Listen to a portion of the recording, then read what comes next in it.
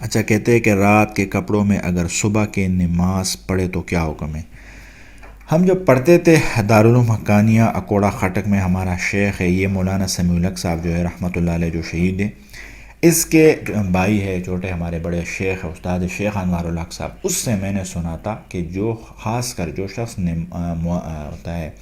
امام مسجد ہوتا ہے یا نماز پڑھاتا ہے لوگوں کو، تو اس کو چاہیے کہ صبح جب اٹھے تو کم از کم اور کپڑے نہیں چینج کر سکتا تو شلوار چینج کر لے، شلوار چینج کر لے تاکہ رات کو انسان سوئے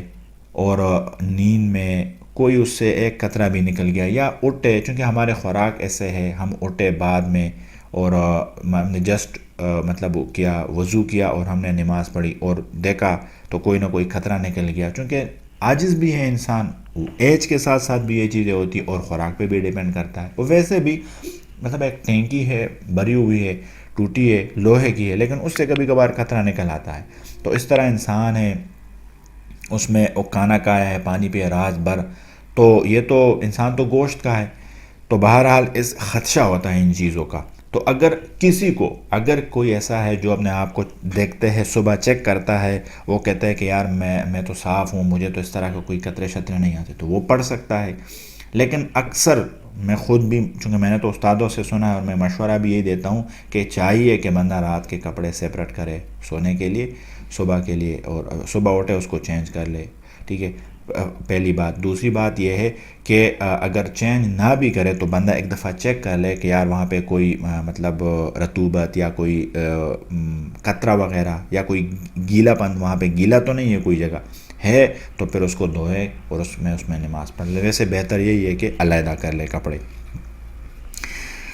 اچھا، لکھتے ہیں کہ 4 تولہ سونا پر زکوٰۃ کا کیا حکم ہے؟ شریعت میں 7.5 تولہ۔ اچھا، 4 تولہ زکوٰۃ پر بھی، چار تولہ سونے پر بھی زکوٰۃ آتا ہے، چونکہ پتہ ہے پہلے یہ ہوتا تھا نا، جس ٹائم یہ اصول بنے تھے، 7.5 تولہ سونا اور 52.5 تولہ چاندی کی قیمت ایکول تھی، برابر۔ اب یہ ہو گیا کہ اب تو چاندی کی قیمت بہت نیچے رہ گئی اور سونے کی بہت اوپر چلی گئی، میرے خیال سے 1 تولہ سے بھی کم سونا ہو تو اس کی قیمت میرے خیال سے چاندی کی ایکول ہو جائے گی۔ بہرحال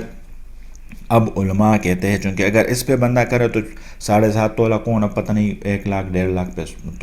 1 تولہ ہے، تو یہ تو پہنچ جائے گا 7.5 تولہ 7.5 پتہ نہیں کتنے لاکھ کے بن جائے گا، تو یہ تو آج کل کس کے پاس ہے؟ تو یہ اگر ہم اس کا ویٹ کریں تو پھر غریب لوگ تو مر جائیں گے، اور امام ابو حنیفہ رحمۃ اللہ علیہ کا جو مسلک ہے وہ انفع للفقراء ہے، غریبوں کے لیے نفع والا ہے، ٹھیک ہے، امیروں کے ساتھ تو پیسے ہوتے، غریبوں کے ساتھ نہیں ہوتے۔ بہرحال 4 تولہ بھی سونا ہو اس پہ بھی زکوٰۃ آتا ہے، اور 4 تولے سے کم ہو، 1 تولہ ہو تو بھی اس پہ زکوٰۃ آتا ہے، اگر صرف دیکھنا ہے کہ 52.5 تولہ چاندی کی قیمت کتنی ہے۔ اگر 52.5 تولہ چاندی کی قیمت مثال ہے 1 لاکھ روپے، اور جو سونا ہے وہ بھی 1 لاکھ، اگر 1 لاکھ کا سونا چاہے وہ تولے سے کم بھی ہو لیکن 52.5 تولہ چاندی کی جو قیمت ہے اس کے برابر ہو، تو وہ ماسوں میں ہو، وہ جتنا بھی ہو اس پہ زکوٰۃ آئے گا، چونکہ وہ 52.5 تولہ چاندی کی قیمت پہ پہنچ گیا، تاکہ غریب لوگوں کو فائدہ ہو جائے، اس پہ زکوٰۃ آئے گا۔ اور زکوٰۃ کا یہی طریقہ ہے کہ